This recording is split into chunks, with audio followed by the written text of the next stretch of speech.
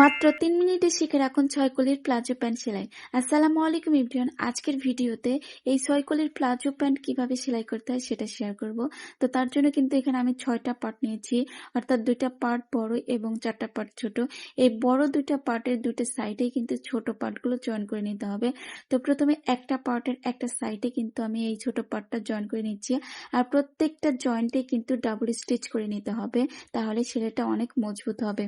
Actually ৬/৭ petticoat যেভাবে cutting এবং সেলাই করতে হয়, এই প্যান্টটাও ঠিক একইভাবে কাটিং এবং সেলাই করতে হয়। তো আশা করছি আপনারা বিষয়টা বুঝতে পেরেছেন। তো একটা পার্ট কিন্তু আমার জয়েন করা হয়ে গেছে, আরেকটা পার্টও আমি সেম ভাবে সেলাই করে নিচ্ছি। এই প্যান্টের শর্ট ভিডিও শেয়ার করার পর অনেক আপুরাই এটার কাটিং এবং স্টিচিং ভিডিও দেখতে চেয়েছেন। আসলে একই ভিডিওতে কাটিং এবং স্টিচিং ভিডিও শেয়ার করা পসিবল নয়। এটা অনেক সময় সাপেক্ষ ব্যাপার, আর বোঝাতেও অসুবিধা হয়ে যায়। আর সেজন্য কিন্তু আমি কাটিং এবং সেলাইয়ের ভিডিওটা আলাদাভাবে শেয়ার করছি, এতে আপনাদের বুঝতে অনেক সুবিধা হবে। যাই হোক, এখন কিন্তু আমি এই যে হাইটা সেলাই করে নিচ্ছি। তো হাই জয়েন করা হয়ে গেছে, এখন কোমরের রাবার লাগাতে হবে। সেজন্য কিন্তু এই যে কোমরের কাপড়টাকে একটু চিকন করে ভাঁজ করে সেলাই করে নিচ্ছি। এখন রাবারটা আমি কেটে নিচ্ছি। এখানে কিন্তু আমি ২৬ ইঞ্চি রাবার নিয়েছি, আপনারা আপনাদের মেজারমেন্ট অনুযায়ী রাবার নিয়ে নেবেন। তারপরে কিন্তু এখানে খুব সুন্দর করে সেলাই করে নিচ্ছি যেন রাবারটা ছুটে না যায়। এখন কাপড়ের উপরে এভাবে রাবারটাকে রেখে রাবারটা সেলাই করে নেব।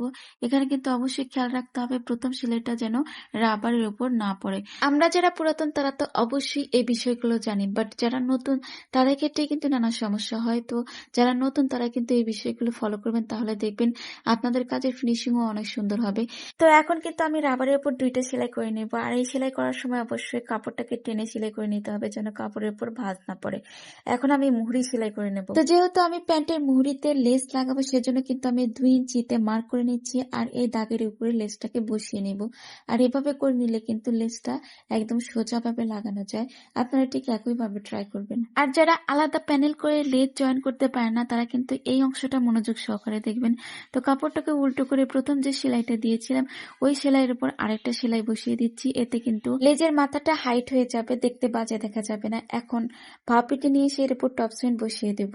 প্যানেল ছাড়াই এভাবে লেস লাগালেও কিন্তু লেস লাগানোর ফিনিশিংটা অনেক সুন্দর আসে। তারপর আয়রন দিয়ে বাড়তি কাপড়টাকে মুড়িয়ে ভাঁজ করে নিয়েছি। এখন এটার উপর সেলাই করে নিয়েছি। তো দেখেন আমার লেস লাগানো কিন্তু হয়ে গেছে, আর প্যান্টের সাইডটা জয়েন করে নিলেই কিন্তু এটা কমপ্লিট হয়ে যাবে। তো এভাবে একদম সহজ নিয়মে কিন্তু আমি প্যান্টটা কমপ্লিট করে ফেলেছি। আর এখন এটার ফাইনাল লুক দেখার পালা। ফাইনাল লুকটাও কিন্তু খুবই চমৎকার এসেছে। তো আপনারা চাইলে কিন্তু সেম নিয়মে যে কোনো সাইজের এই প্যান্টটা তৈরি করে নিতে পারেন। তো আজকের এই ভিডিওটা আসলে আপনাদের কাছে কেমন লেগেছে অবশ্যই কমেন্ট বক্সে জানিয়ে যাবেন। আর ভিডিওটা যদি ভালো লাগে তাহলে অবশ্যই লাইক কমেন্টের পাশাপাশি একটা শেয়ার করে দেবেন। দেখা হবে অন্য কোনো ভিডিও নিয়ে। সে পর্যন্ত আল্লাহ হাফেজ।